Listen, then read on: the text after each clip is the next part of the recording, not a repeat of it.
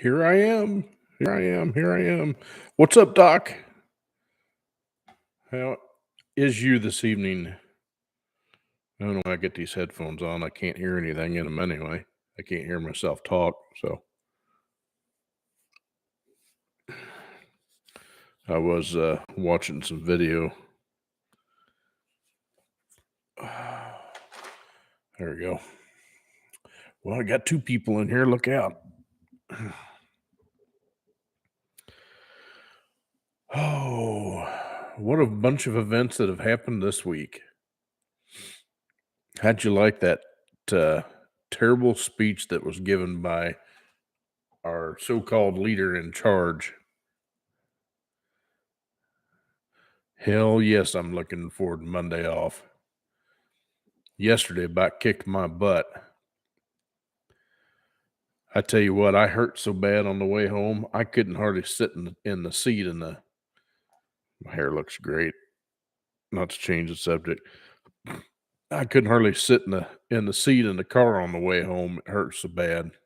My hips were killing me. Yeah. There's been a lot of talk about it too.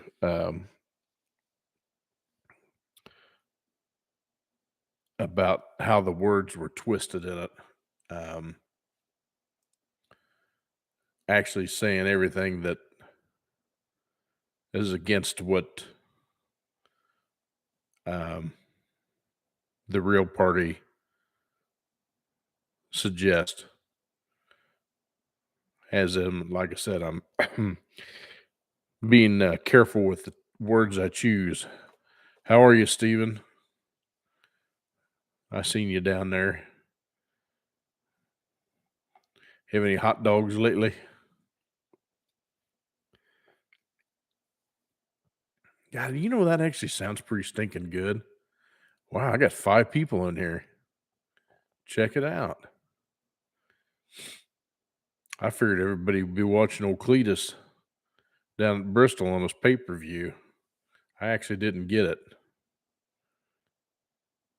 I should have, but I didn't. I hope that thing's successful for him. He's worked so hard to get where he wanted to go. That's a kid that's actually making it.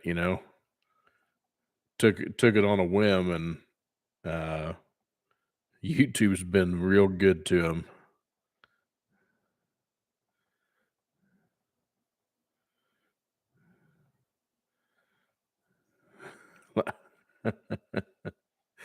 Thanks for that, Doc. So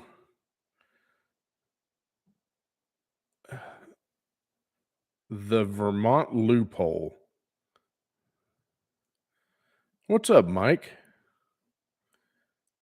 Who asked me that? Mike did. I'm not sure on that Vermont loophole thing. Be honest with you, I hadn't heard of it until you said something about it.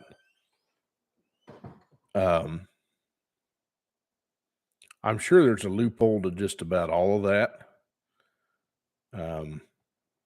Here in the state of Florida, though, if you've got something that doesn't drive or something, they have to have a sheriff come out and verify the VIN number.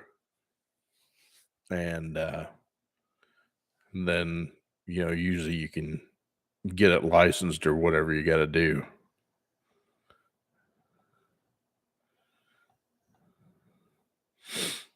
Yeah, I'm waiting for it to cool off. It wasn't too bad this afternoon. It tried to roll another storm through. The only thing we got out of it was a bunch of thunder, and that was it. And it carried on. It's bath night with Foxy over there. Yeah, I'm talking about you. But I'm ready for it to cool off a little bit. Ooh, hell yes. That's like windows open weather right there, Doc. Whew. Steven, you can have that hot stuff.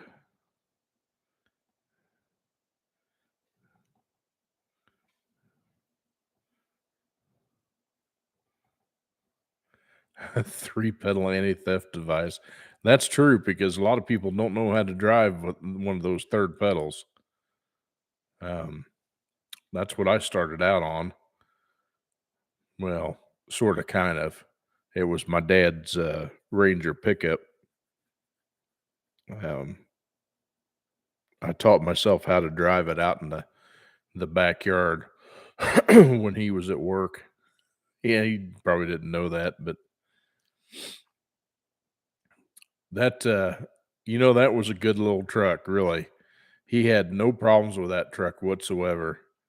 It was an '85. It was the last year of the carburation, and, it, 86, they went to fuel injection, and I think it went from a 2.8 to a 2.9 liter, but his was a 2.8 liter, and, it was metallic brown and, had, tan interior. It was a 5-speed, had rubber floors in it, did have AC and a stereo in it. Um, I think it had cruise control. I'm pretty sure it did. Uh, but he really liked that truck, and it was a good little truck. I can't remember, but I'm thinking it had a camper shell for the back of it too. I think it did. It's been so long ago, but anyway, it had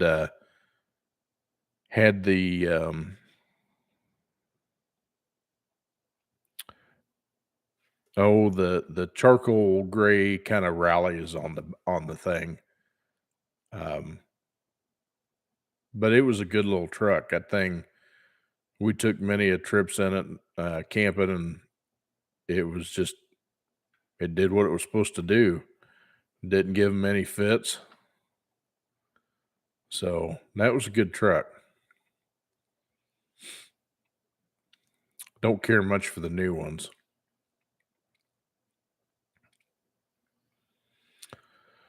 So I read an article that somebody posted.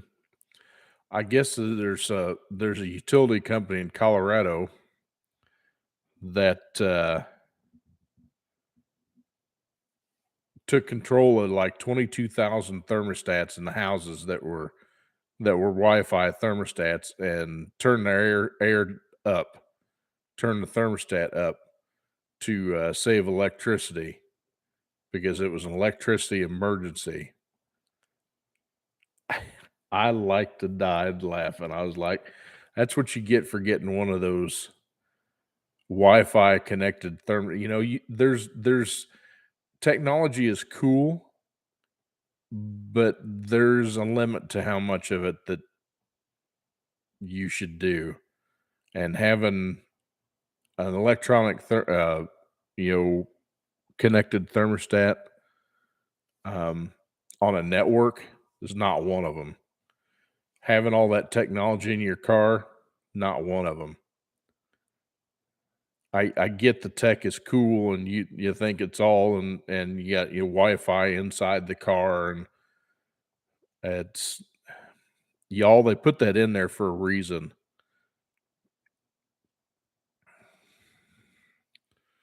What's the point? What's wrong with turning around and just taking your hand and going just flushing the toilet? I don't get it. So anyway, you know, just keep it simple. Yeah, the the more technology that you get in these cars and the stuff around you, the worse it's going to get. Um, it's borderline for me with phones right now for even wanting one because of the traceability. But I admit that there are some things that it does that is kind of nice. But you know, if I want to go that far, I'll get a Farabat or something. What's up, Mr. Cortez?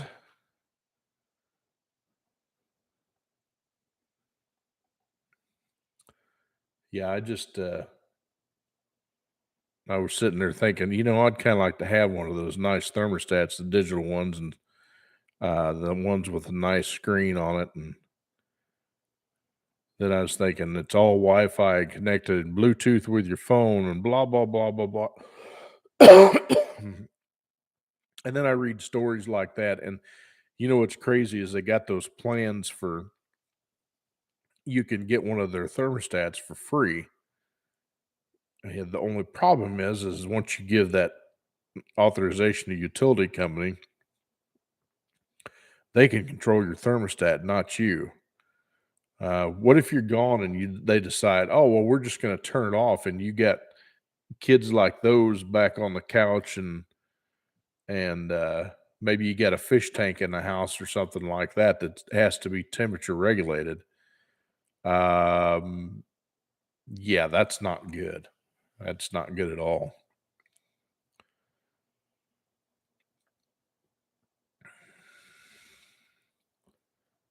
Seriously, Doc?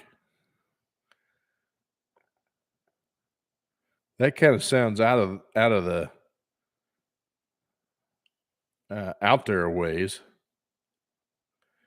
Unless it was a nail on the bank that serviced their loan or something like that, and she wasn't happy with it, which she's entitled to her opinion for sure. We're all entitled to our opinions. Um, the minute we back down and say that we can't be entitled to the opinion is the time that they've won. And I use that term very generally. But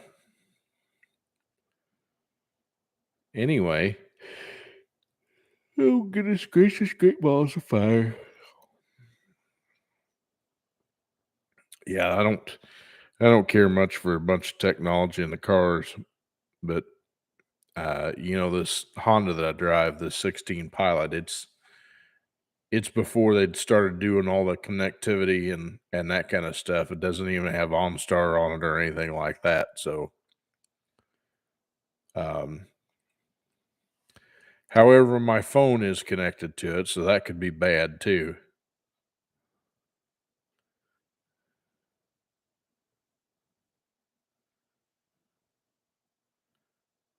Really, I bet you they're kind of.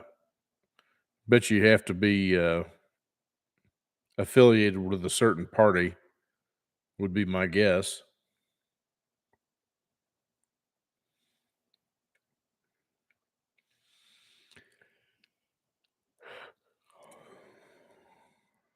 Well, all right, Mike, but those days are over.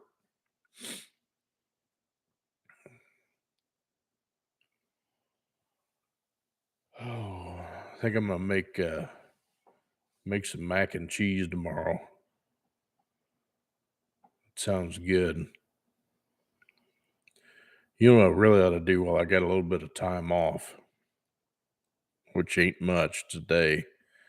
I ought to get some videos done and edited and get them posted out there for you guys to watch. Um, I think I found a 6L, or excuse me, an 8L90 that I can use for demonstration. It just depends. I don't know if it's even still out there. Um, it wasn't too bad a price, but I found it on Marketplace.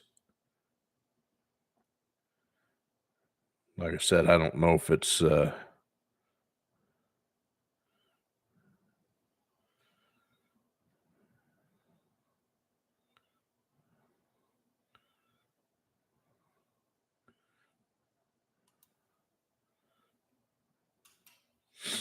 some of that stuff goes pretty fast.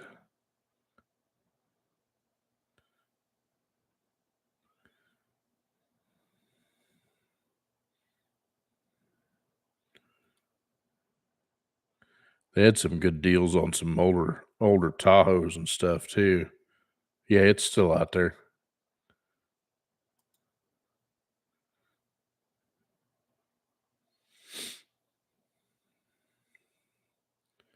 It's all the way. It's a couple hours away from me though, but it's hard to find anybody post any of those on there, especially the two-wheel drive one.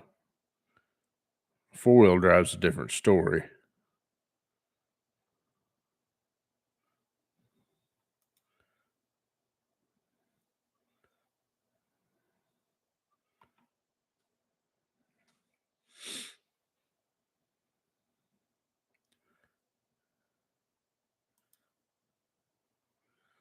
They've got a 3/4 ton Suburban out there that, man, I'd really like to have.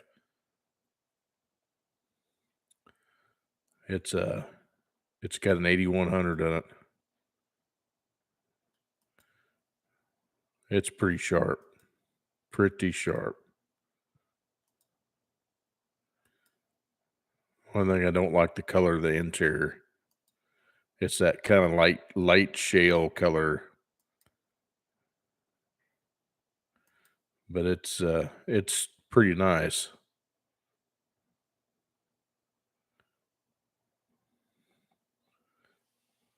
Looking at the option code, and it says it is a GT4 373 with a G80 locker.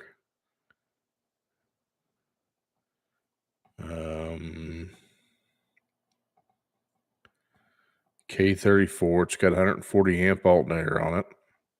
L18 8.1 liter.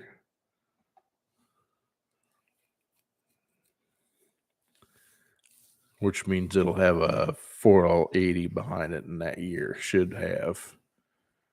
That'd be an M code. MN8. Yeah, that's a 4L80.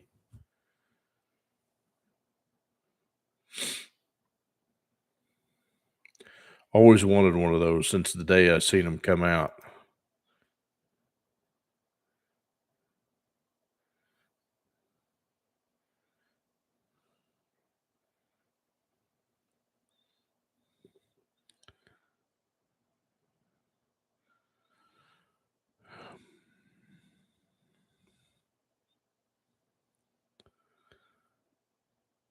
Mike, a 98 Ram 2500 would be probably a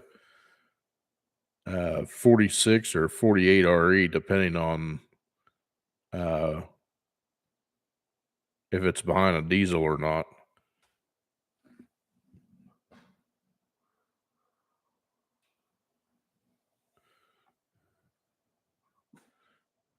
What's happening, nice man?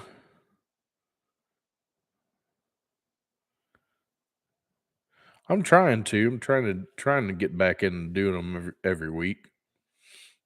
But there's a dog paw there that popped up.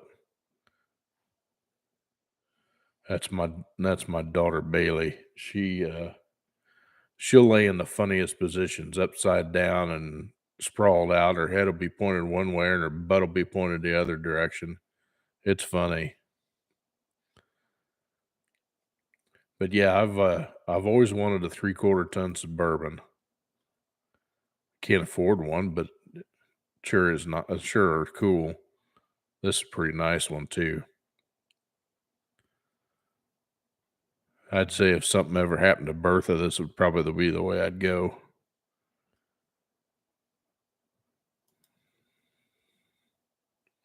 Although I really got more use for a pickup, but man, this would be like the ultimate for taking trips. It wouldn't be that easy on the gas but wow, this is Suburban and it's got the tank. It's got a saddle tank and not a rear tank. Interesting.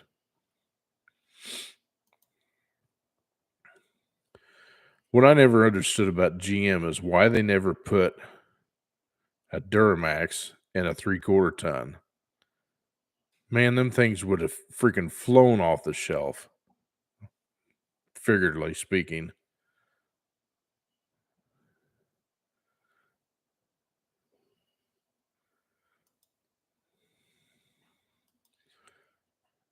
This one's pretty sharp too. It's up in Georgia. It's black on black. Well, black anyway.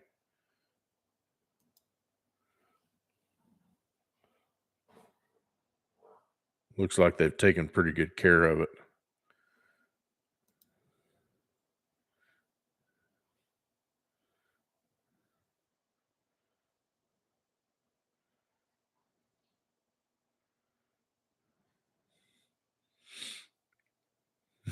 She's not gonna bite me, Steven. She can maybe give me a bunch of kisses, but that's about it. She ain't gonna bite me for sure. She'll just want to give me kisses.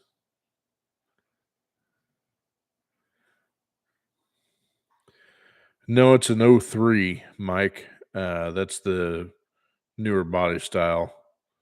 It's not the OBS. I'd like the OBS ones too. They had the 454 in them. If you can find one. But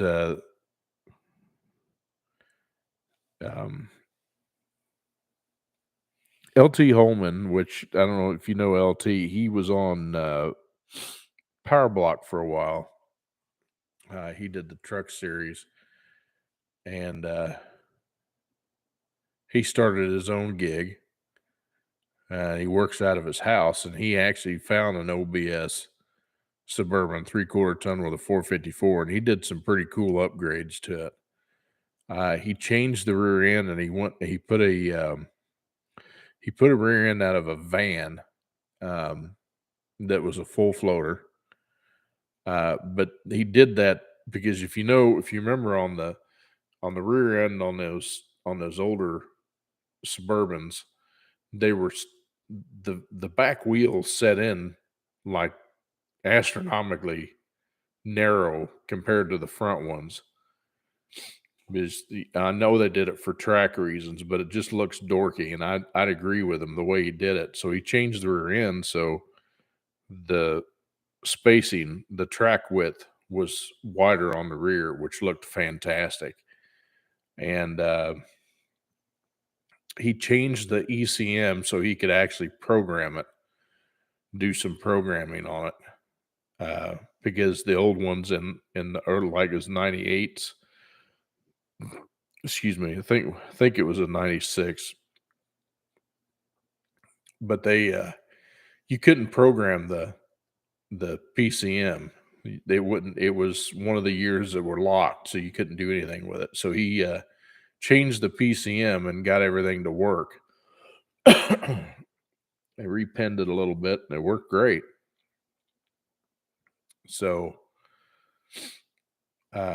he ended up selling that thing pretty fast.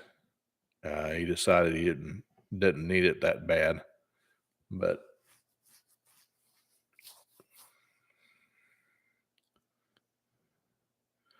yeah, you're right, Doc. I've got a Chevrolet that's got some cancer on it myself. It was it came from Missouri, and of course we had salt and everything else to deal with when it snows.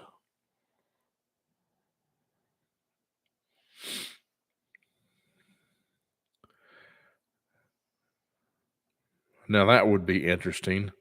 A 6.2 twin turbo GM diesel, which would have been a Detroit.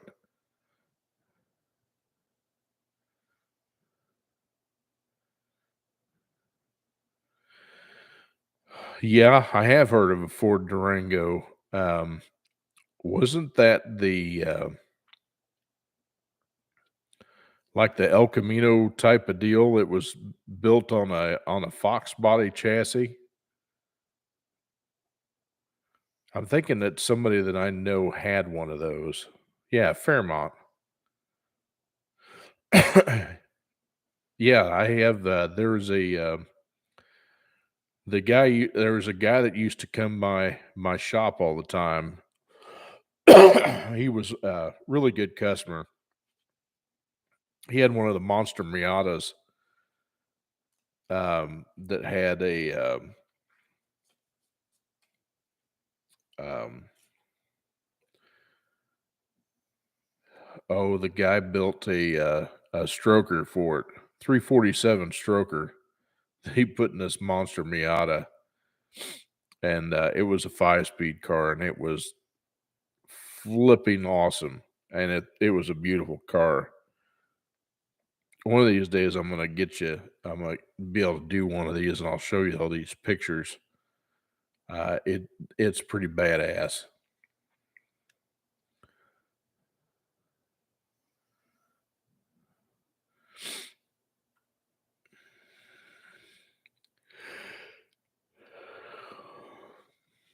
Well, depending on the condition, I mean, 4,500 sounds a little steep,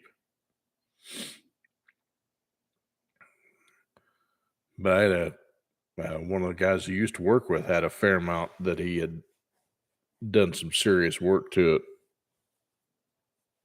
It was a pretty quick car.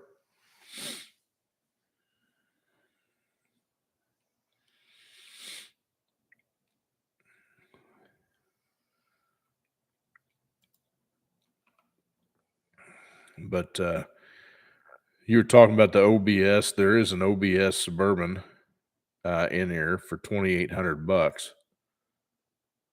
Um, that's down here in Florida, and it is 3/4 ton, but it's only a 350.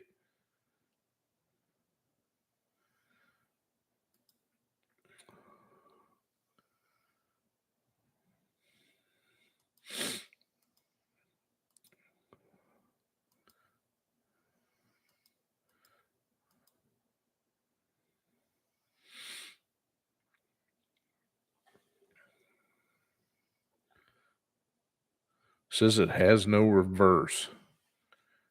Needs to be rebuilt.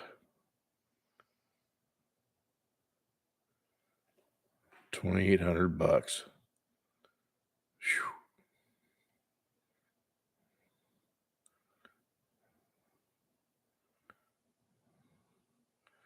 I wonder if the old boy would take 1,500 for it. 'Cause I already know what's wrong with it if it's got no reverse. I got to get some water, y'all. So bear with me here just a second.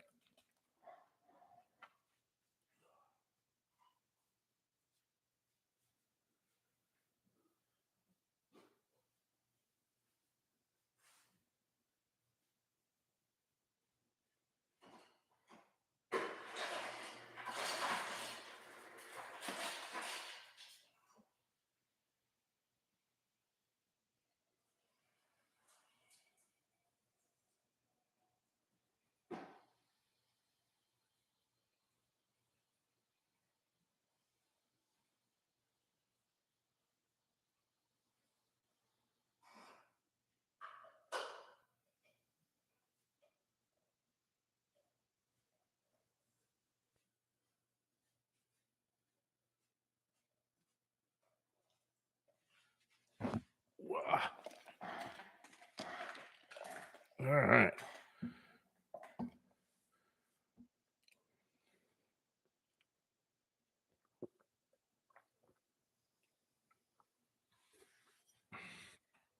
Throat was getting a little dry.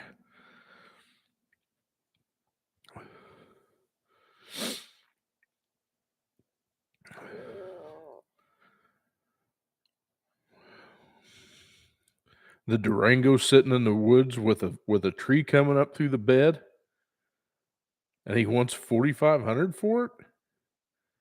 Seriously?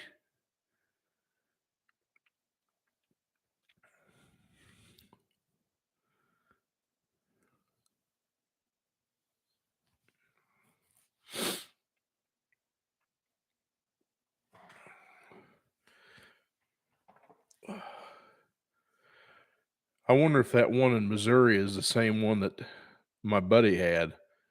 Because he had a white one in Missouri with red interior, and he did a couple of shows with it.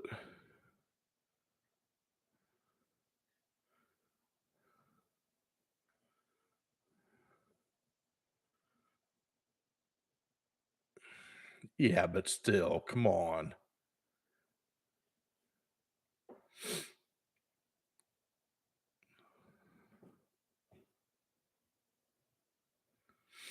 Yeah, it's not the same one then.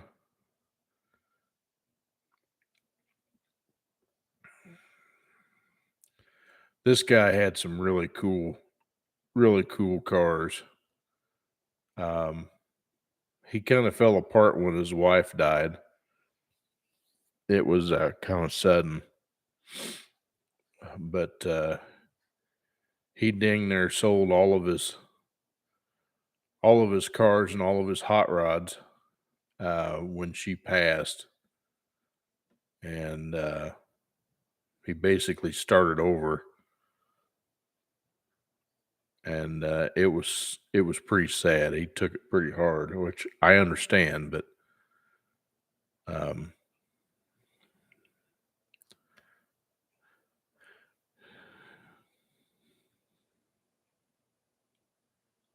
there you go, Mike. Now we're on the same page.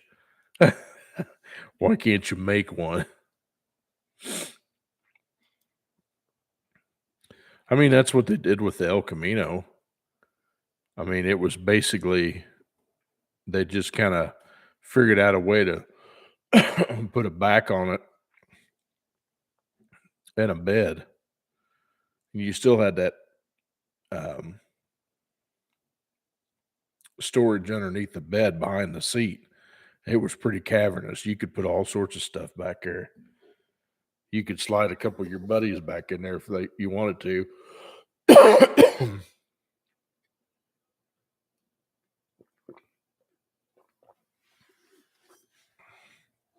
Dang, my throat's rough tonight.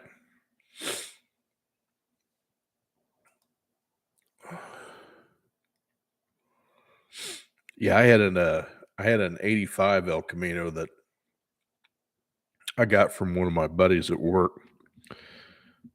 He said, "Yeah, the thing's been hammering quite a bit, but I'm not going to do anything with it." I says, "Well, let me come over and take a look at it."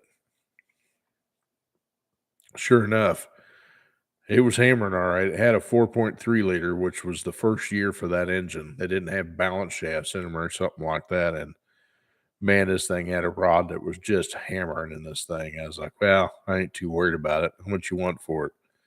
$200 sold. Body was a little rough on it, but the interior was in decent shape. It was two-tone blue with blue interior. And I pulled the V6 out and sold it. Somebody wanted it. And at the time I had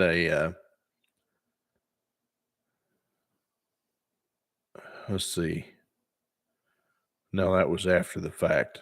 I had a 350. I picked up a 350 roller block and bored at 30 and put a comp cam in at 230, 236 at 50, 510, 520. It was one of their extreme energy cams, and put a carburetor and did a little head work on it, put it all back together, had it balanced and all that good jazz. Man, that thing would flip and run. And the cam was okay, but I didn't have near enough gear in the back end. I had a good stall in it, but didn't have near enough gear. And the carburetor was too big. I went with a 750 and I should have done a 600, but lesson learned. Anyway, that was a good running car. I had a lot of fun in that dude.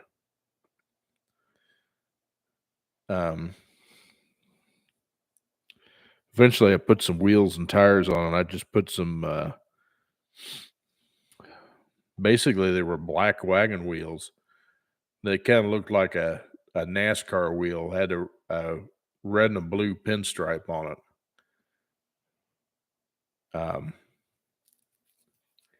It was man, that car was fun.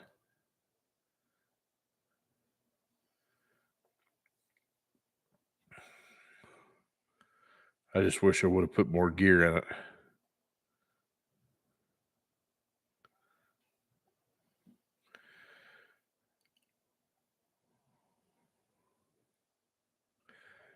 Yeah, at the time, Doc, I would have I should have put a later model 700 in it and had the overdrive and took the gear out. It had 273.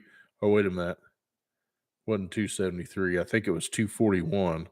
It's either 241 or 273 posi in it. and I could have got away with putting easily a 342 or 373 in that car with no problem with that cam that was in there, and it would have screamed. Uh, but that's where a 700 would have come in handy. But it was old school. It was a beater. It was something to have fun with. I drove that car a lot everywhere. I had a hitch on the back. I'd tow stuff with it. Not a good cam for towing. I can tell you that. But that was a fun car.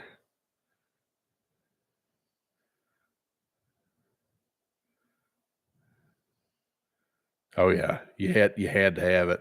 The bad thing is I had a 91, one of my formulas I had, which is in, I think it's pictured. Yeah, it's pictured at the end of the videos that I got, that 91 formula. Um, it had a 273 open differential in the rear when I bought it. And then I changed it to 342, but it was also open because I couldn't find one with a positive, but I did want to change the gear, so I had a 342 in it. Man, that made that car wake up with that 342. It was great, but it was worthless as tits on a borehog in the snow. Yeah, one wheel peel for sure. I tell you, one of the best things I did, after I sold that car, I bought a real truck when I bought my house. Uh, had an '87 GMC. That, in fact, I think I had one pictured like at it, but it had 273 with a 700 in it, with a 305. Which, when I sold the El Camino, I took the 350 out of that, decammed it so it would work better with the fuel injection, and put it in that truck and rebuilt the 700. And for the rear end, I took the 273 and I put a 373 Richmond gear in it, and put a what they call a Power Tracks locker in it. That was a weird. That's a strange rear end drive, one of those Power Tracks lockers, because it's one of those ratcheting lockers. So as long as you're not hard on the gas, you can turn a corner and it'll ratchet and you'll hear it. It's just go tick, tick, tick, tick, tick, tick, tick, tick when you go around a corner. But if you stomp on that thing when you're in a corner, expecting it to do, slide the butt end around, half the time it won't do it. It'll just keep pushing you forward. That's just the way they were. And it took some getting used to, but I'm going to tell you what, when I went through winter with that truck, I had two of those concrete parking curbs in the bed just to add a little weight. I had one on each side right above the axle. And that flipping truck never got stuck. I mean, it would just motor through just about anything. It was fantastic.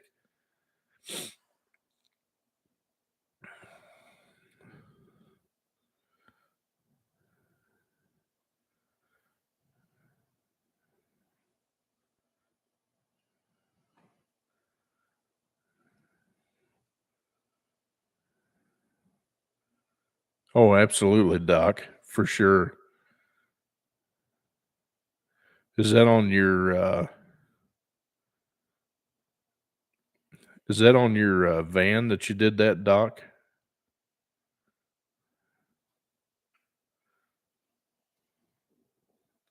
Because that was a common size, on the vans, was a 225/75. Um, on the trucks, they used a 245/75/16, um, which just still to me is skinny, but that was the factory tire size that they put on the steel rims for the truck and the aluminum wheels. That's what came on mine. Um, because the wheels were only like 6 or 6.5 inch wide, so you couldn't, theoretically, you weren't supposed to put much wider than that on that wheel because it would start to pull the tire in, it'd wear the tire funny. Oh yeah, I'm sure it does. Um, that's what came on Bertha too, was 245, 75, 16 stock. I've actually got 285, 70, 17s on it now. They're Hummer wheels, and the center cap just so happens to fit right in the middle of where the Hummer hubcap was.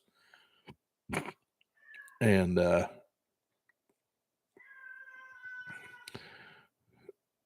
I'd imagine it would probably do me better if I had to, change the gear to compensate for the taller tire, but it does fine with what I need it to. And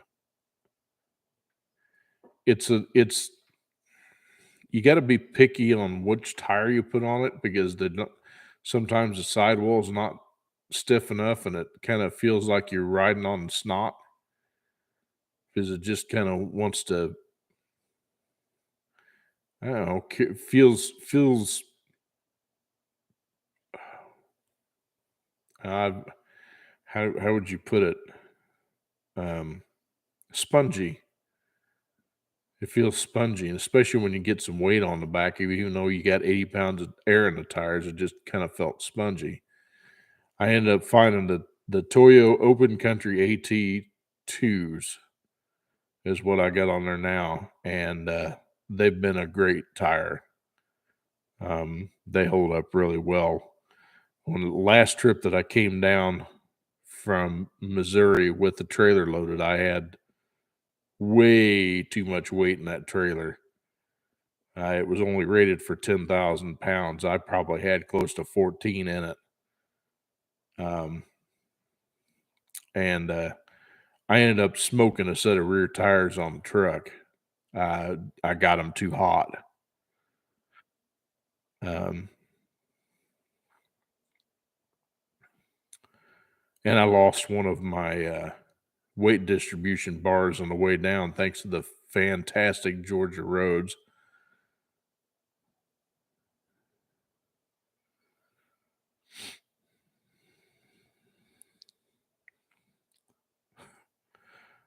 Well, Mike, that's not usually the reason why you sell a combine. Usually you have to use it. But I could understand how the tires would be stupid money on one of those. As big as them things are.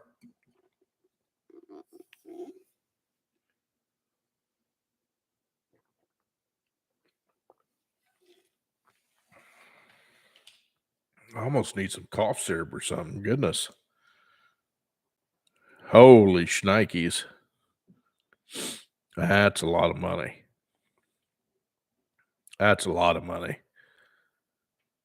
And that was probably a year or two or so, at least. When they were that much, I'd imagine they're probably double that now. Wow. That's stupid money.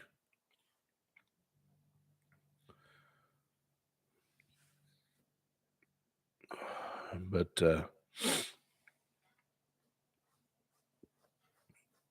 oh, holy crap, used?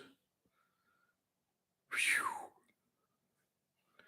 You imagine how much a tire costs for one of those great big earth movers that they use, one of those big dump trucks that stand like, what is it, 4 or 5 stories high?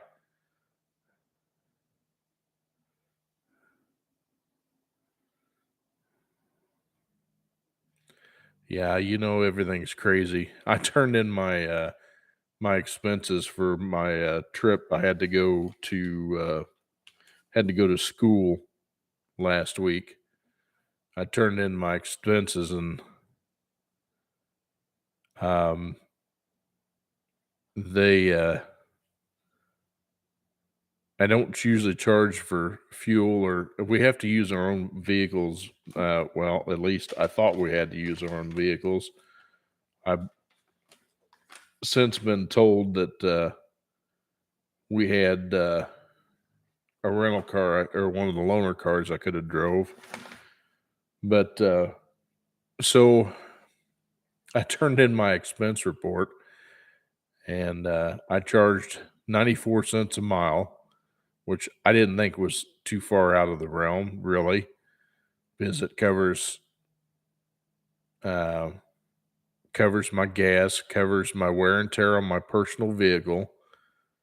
It covers the fuel, it covers food, and then the hotel room on top of that. And the the boss was pretty pissed about that. He says, "What the hell is this 94 cents a mile?" I says, "Well, it's called inflation." Inflation? What's that? And I'm like, well, I think I pissed him off because usually they're pretty quick about getting a check cut and to cover, reimburse me for what I've spent, and I still haven't got it yet. And yeah, so I've still got some more classes. Yeah, I'm telling you, I'm on wait list on 3 classes that I need to be 100% in a couple categories. Um, I'm almost to the point of master tech. Well, on paper anyway. I'm already master certified ASE, but master in GM, which is a feat in itself. Many classes you have to take.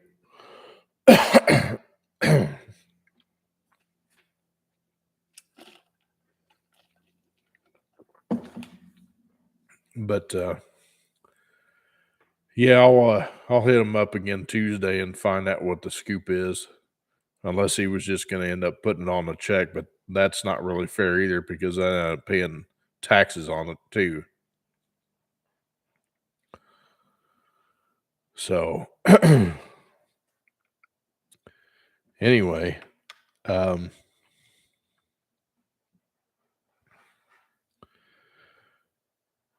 yeah, it's I've been fighting with my air conditioner here at the house.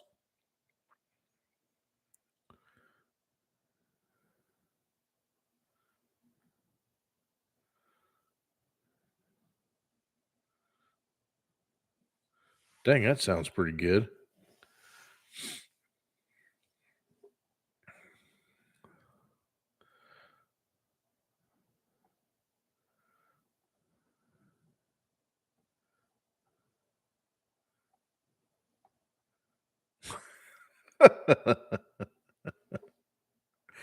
Yeah.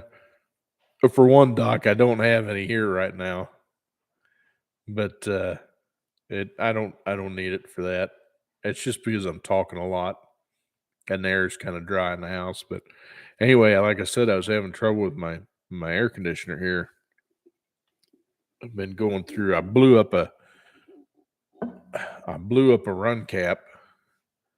Well, not completely. I mean, it swelled up pretty good for the compressor.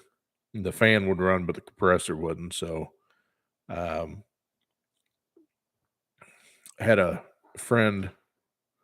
Well, my buddy from work told me about a friend of his that he had come help him out, and he does it on the side. I was like, "Well, come on." I mean, I called him and talked to him. I said, he goes, "Yeah, I'm just right up the street from you. I'll just come over and do it." Now, this is at 8:30 at night, and the air was out on the house. Says, "Dude, you don't have to do that tonight, but I mean, I'd be appreciated." And sure enough, he came out, put a cap in it, and we were back up and working. But it short lived, and then it kept popping and popping the breaker, and I'm like, uh, so we ended up. What did we do next? Well, it kept popping the breaker and weren't sure what it was. And I felt the breaker and the breaker was warm. And I was like, well, sounds like to me it's pulling too many or pulling too amperage or the breaker's getting weak. So I was like, I'm gonna eliminate two things. I'm gonna eliminate um, the service disconnect on the side. Well, I'm not going to eliminate it. I'm going to replace the service disconnect on the side of the house and replace the breakers with new ones.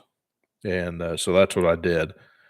And that worked for a little bit. Then it kept popping them again.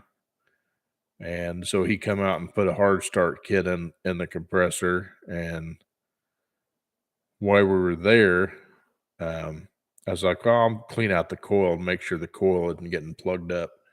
So I cleaned out the coil and while we had the fan off, he reached down and put his hand on that fan casing, and it was hotter than a firecracker. And I was like, "Well, maybe that fan motor's," because a couple of years, it was a year or two ago or something like that. The cap went out for the fan, and so that thing just sat there and was humming and just got hotter than a well blazer. And so it probably damaged the fan then, but it was still working. So anyway, um, I put the hard start kit in it, and it worked for a day or so, and it went out again. So at the time it was doing, it was really hot down here. Well, as far as heat wise, it was, humidity was 90% and temperature was 95, 96, 97, somewhere in there.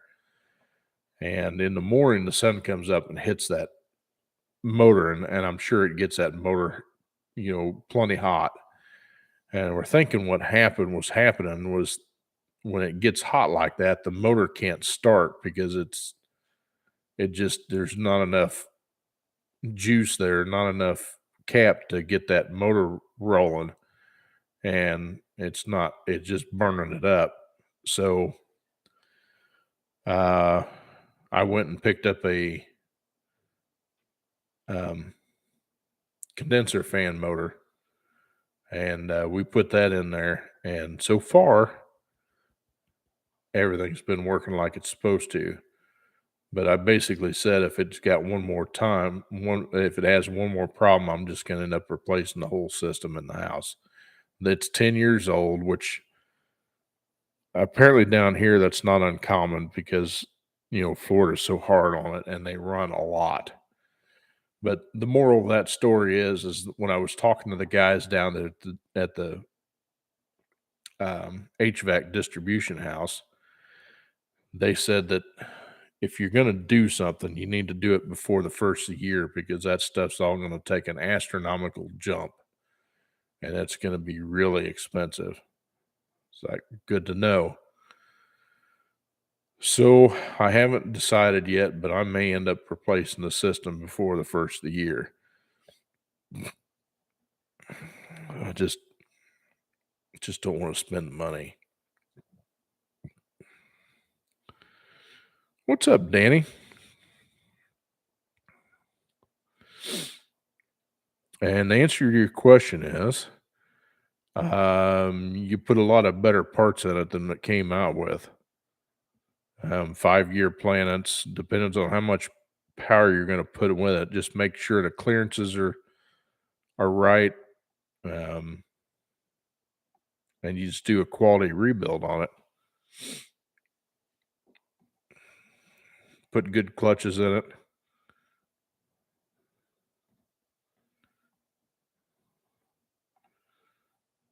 Well, Doc, do you live in that thing that you use that thing year round?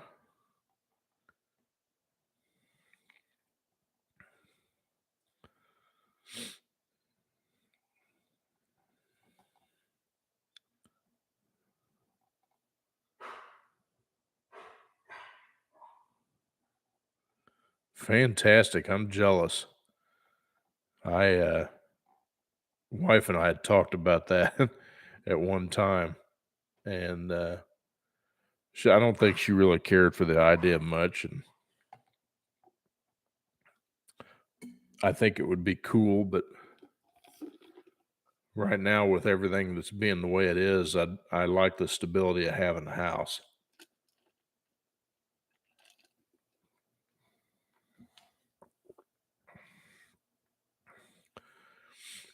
So, Doc, did you ever say what kind of RV you had? Or what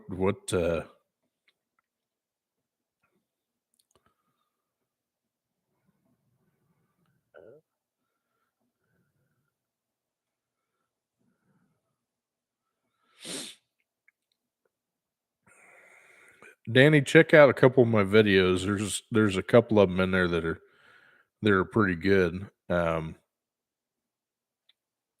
You said 4L60. If you're talking about E and a regular one, just making sure you have good quality parts. Pay attention to the pump and the valve body. Those are your two most important parts of a 4L60E. They've got to be right. They can't leak, or you'll have clutch leakage, so on and so forth. So it's something you got to take. You got to take time to make sure it's right. Anything you can do to improve the clutches, the better off you are. Pump upgrades like TCC regulator valve, Sonex makes. They also make a 490 thousandths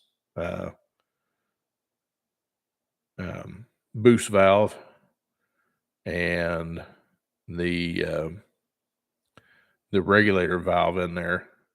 Replace it, ream the pump out, put a new regulator valve in it. Just make sure your pump clearances are right and everything's tight. That way you have good constant pressure, and everything will work better. Do a few calibrations with the valve body. Spend some time with it. Just be thorough about it. The more time you spend building the transmission now, is the better that thing's going to perform for you for a long time. If you skimp on it, you're going to regret it.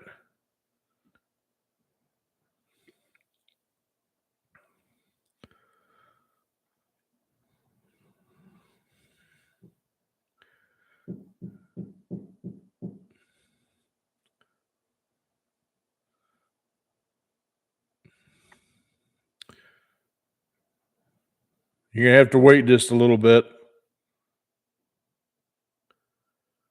My wife and I talked about it. She said that she would kill me being yeah, that's kind of the same conversation we had too. This is don't know if it would work. It kind of need the space.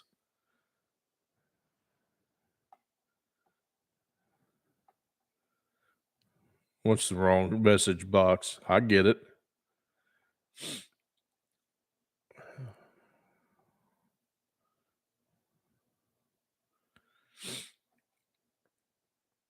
But yeah, like I said, we talked about it, but it's tough to something. If you get, you know, if you're both retired and that you can do it on a normal basis, um, I think it would work better. There's obviously there's a couple people out there that do it on YouTube that do pretty good job of it, and there's families out there that have done it too. I guess I'm not just willing to take the risk right now.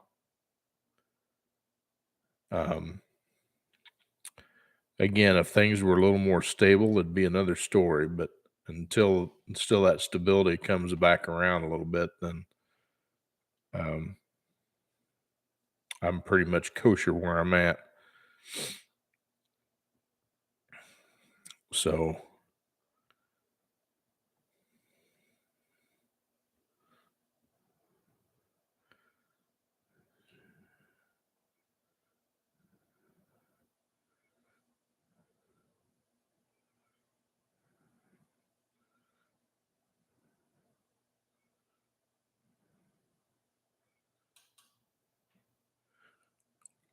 Doc, who shipped it? Dorman blower motor. But yeah, I found a lot of times on that Dorman stuff, you got to be careful with that. I mean, Dorman is one of those deals where if you, it's one of those quick fix parts that if you're going to sell a car, uh, then you put that on there, and then it goes down the road. But for long distance stuff, uh, long term, you're better off to go back with an original.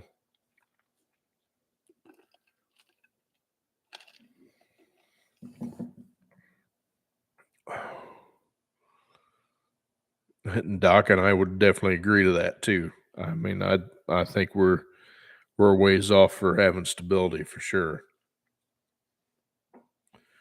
It's going to take some major changes to happen before that'll come about. Hopefully this fall, some of those changes will come about. Because I guarantee that speech that was done last night was not very confidence inspiring. It was rather ridiculous.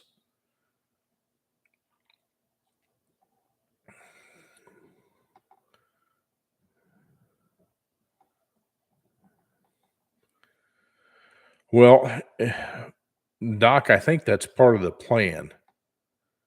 Um, that's the whole thing, though. I mean, everybody's got to keep their head on straight. Um, because if it goes too far, it could cause another uprising or something like that, and it may not fare too well. So, I mean, you gotta kind of be careful with things like that. Got to keep your head on straight. Keep your faith right. Spread the word because I mean, you've got to believe in something, and um, I believe in the good Lord above. So that's exactly right, Doc.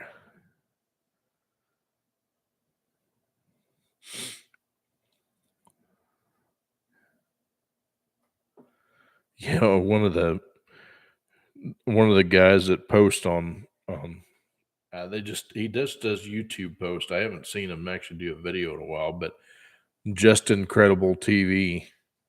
I guess the guy's out of Canada,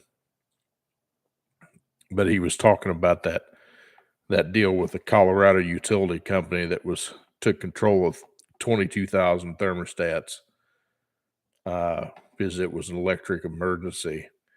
And they expect these electric cars to work, just kind of like Stephen um, the California thing where they tell you not to charge your electric vehicles. Uh, yeah, I know. I'm terrible on that. The camera's in a bad spot, and I'm down here reading your post at the same time. So that's my bad. Um, thought about putting it underneath of but then you'd be looking up at the ceiling all the time, we're getting a full view of the ceiling fan up there whirling around. But that would work too. Um, but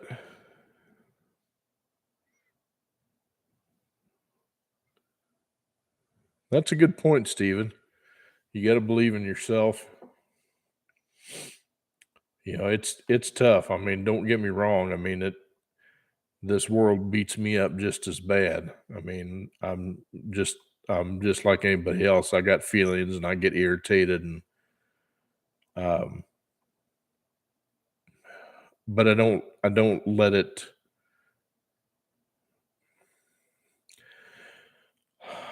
I guess I don't dwell on it, I guess. I try to think of other things and other things that are better that I need to be thinking about.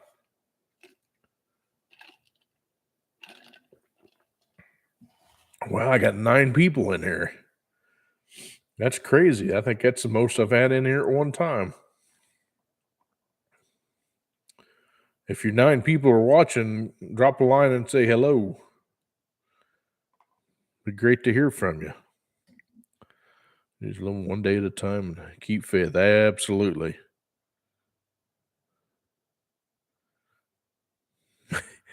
Doc, there's a lot of truth to that saying, but at the same time, you sit there and you wonder, uh, this isn't cool, but you know what you're doing. So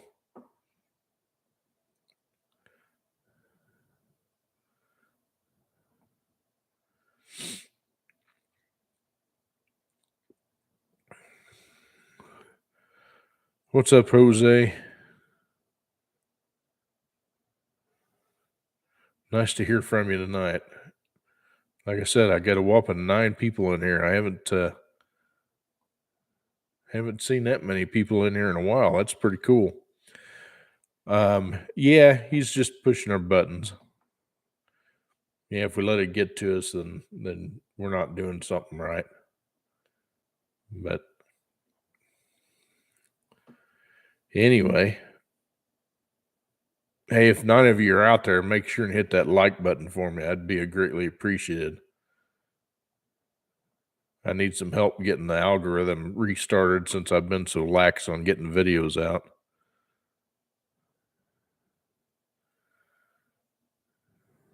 Yeah, exactly right, Mike.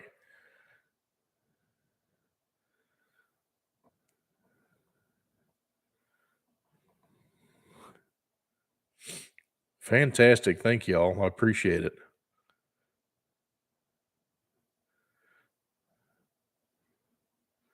He made us. Yeah, he made us. Yeah, I kind of think the same thing when I get on the scale in the morning. I'm looking at it, says, sure would be nice to be a whole lot smaller, but I guess I'm still loved just the same. Absolutely. Absolutely, Danny.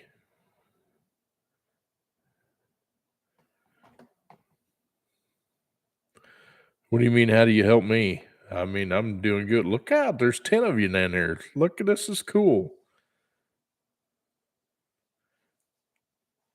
Awesome. Like I said, I haven't had this many people in the chat room for quite some time. Yeah, just if you want to know how you can help me, just kind of hang out with me. I mean, I'm not always doing this. I'm a little lax on getting videos out, but I try to do this once a week deal. Just kind of have somewhere to vent, and there's more people just like you out there that like to come out and just to gab to, uh, you know, something to do on a Saturday night.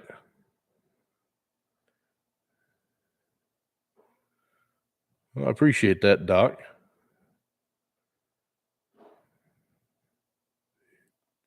Yeah. Yeah, Mike, I've been that way most of my life. So I could stand to lose, oh, probably 100 pounds anyway myself and still be all right.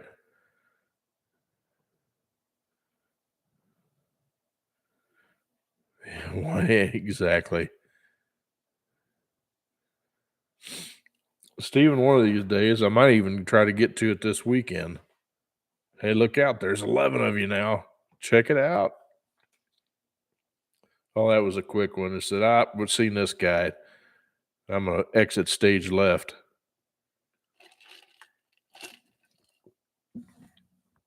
I knew I should have taken it right to Albuquerque. Yeah, I bet you would. The only problem is it wouldn't go over well here in the household. So it's all good. I got enough projects the way it is. Got Scarlett out there, and I've been holding off on doing any projects just for the fact that again, not sure what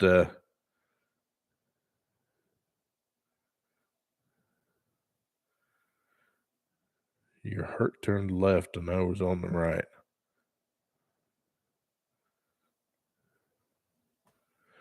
Not sure I get that one, Mike, but I'm a little slow sometimes. But yeah, I put all the projects pretty much on hold, just to kind of keep a little bit of a financial cushion, in case something bad happens, or I've got something to back up on anyway. Excuse me. Every time I go to the store, I was like, "Holy crap! It just keeps getting worse." But and then if y'all have been paying attention, you notice the gas prices. Kind of cracks me up. They're all going down, and of course, that's big headlines. Look at how much the gas is going down. Well, it went up just as easily. I mean, the only reason why it's coming down is you know the uh, the midterms are coming up. It's got to be low, so then they can use that as a talking point. Well, look what we did for the gas prices. Yeah, BS. Look what you did to raise them up so hard.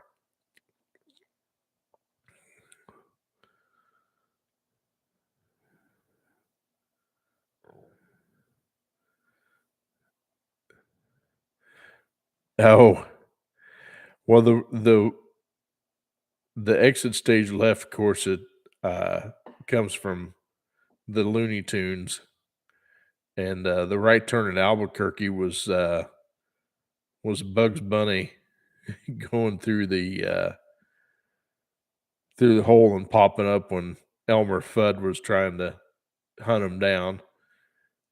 He said, "I knew I should have taken right there to Albuquerque."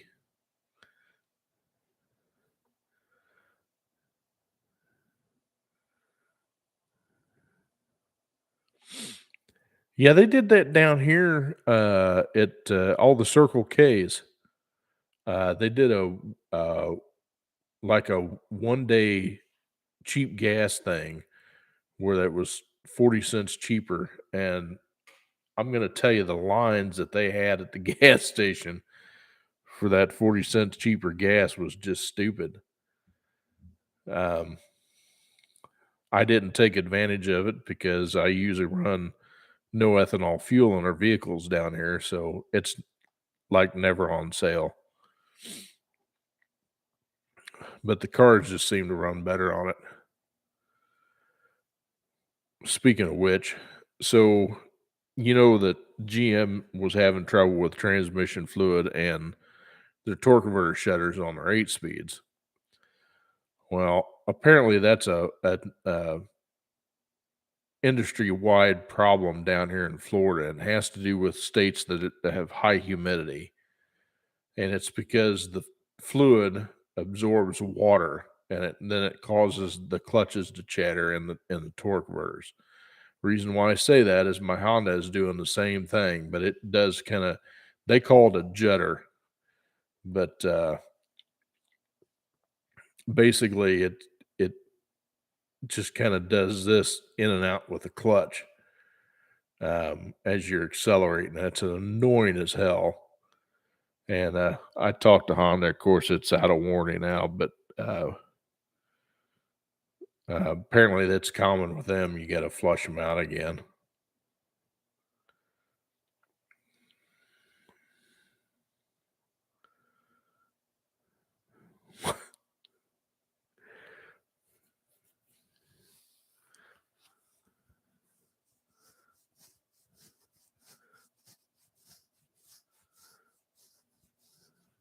Yeah. Doc, you say that. You remember back in,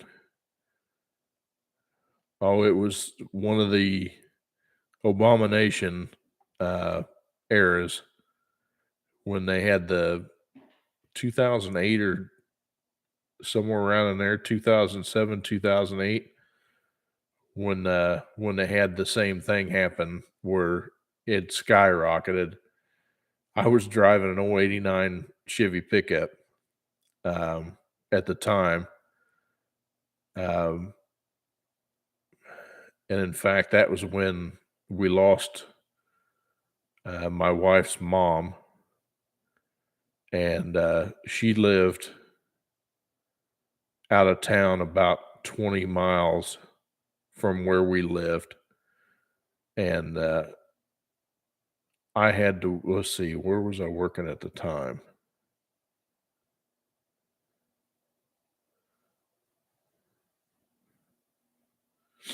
I can't remember where I was working at the time, but I think I was working at one of the dealerships. But anyway, I was driving that back and forth because, I had to go down to the farm a lot. And eventually I ended up staying down at the farm until they got things settled, and so that way I could take care of the horses. And anyway, I can remember on multiple occasions that I had to fill the tank up on that truck, and it was 140 $140 to fill that dude up. And that was the 87, and that was when the gas was like pushing $5 a gallon. It was stupid because that thing had a 34-gallon tank on it. It was a long bed pickup, so it had the big tank in it. And man, that hurt to fill that dude up.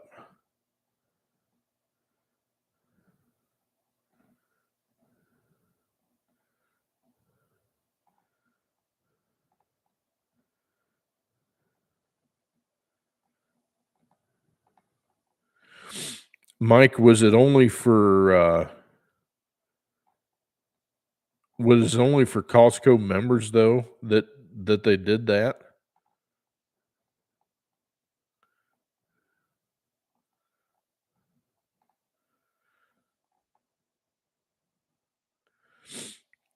Your old crew cab, Mike, is it a Ford? They have the 2 tanks on it, the one in the rear and the one saddle tank? 'Cause as I recall, they're both huge. One of them was a 19-gallon, I think the other one was a 25-gallon or something like that. Um,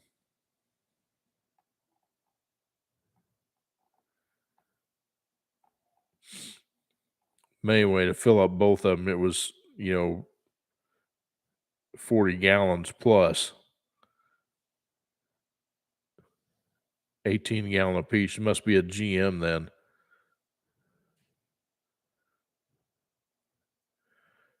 Yeah, Doc, I knew that because my 87 GMC was a long bed, and it had 2 16-gallon tanks on it, but my half ton that I was had 2 20-gallon tanks on it. Um, it was weird. I couldn't understand that. And, the 3/4 ton had 2 smaller tanks, and it had a big block. Tell me that makes a lot of sense.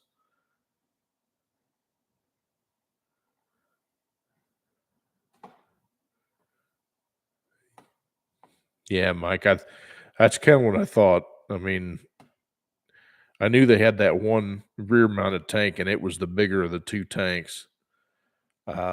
My dad had um, it was an F-150 '79, I do believe it was, and it had the 2 tanks on it with the switching valve and everything, but it had a 400 in it. Man, that thing would go through the gas.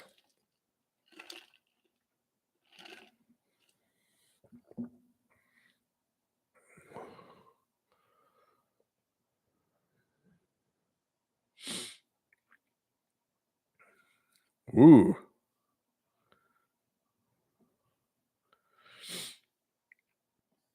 Yeah, it's just what I was telling you, like, at that, '03 Suburban that I was telling you about, that's 3/4 ton. Um, I was kinda surprised to see it have a saddle tank, um, because usually those Suburbans had a rear mounted tank. So,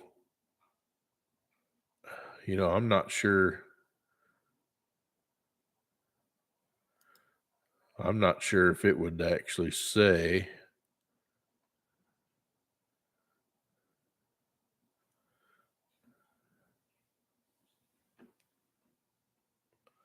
I don't know if it actually would say. No, it doesn't show a VIN. If it had a VIN, I'd look it up.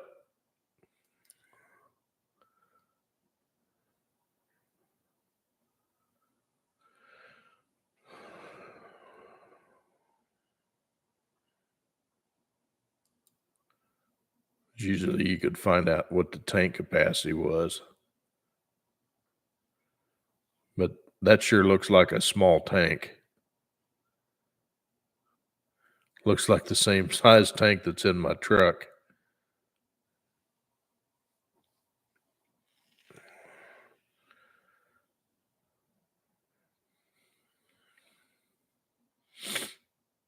Anyway.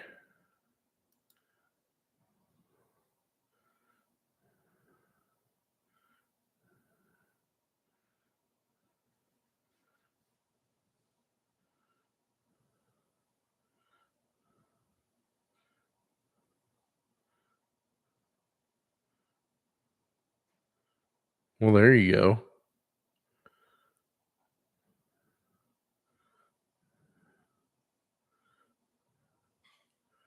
Yeah, the Savannah tanks are pretty good size for sure.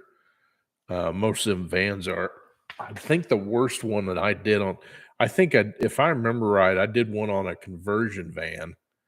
That was a Savannah, and that thing was slap full of gas. Um, and I could only get the thing up so far, and I had to put a fuel pump in it. And of course, usually when the old fuel pumps would die, they'd be almost full. That's usually when they'd puke right after you put gas in it.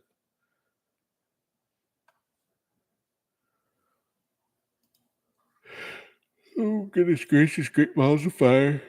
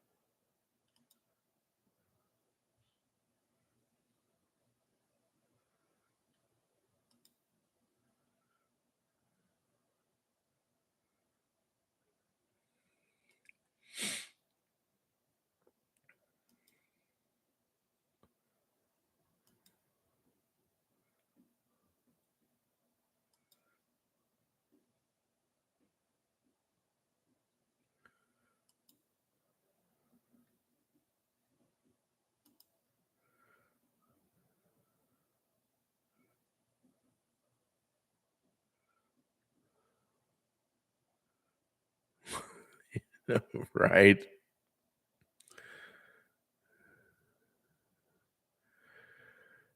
Yeah, Mike, I do roughly like 50 or 52 miles a day back and forth to work,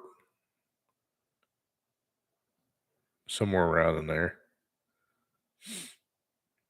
Yeah, like I said, I'm pretty fortunate to have that Honda. It gets pretty good fuel economy.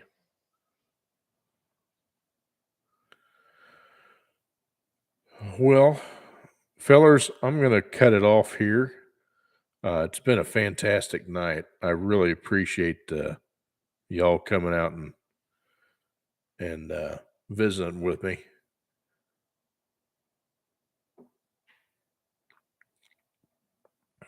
And I've gotta go take care of mama in the other room. She's hurting tonight, so gotta do some massaging. So you all make sure to take care of yourself. God bless everybody. Um, Remember to take care of your loved ones. Make sure to watch out for them. Um, if you still have your parents, make sure to pick up the phone and call them. you know, stay in touch with family. Family is about the most important thing you got other than, your faith in your Lord. So, um, y'all have a fantastic night. Thank you again for everybody that's sticking around with it. Um, God bless you. God bless America. And we will talk to you again soon. Bye bye.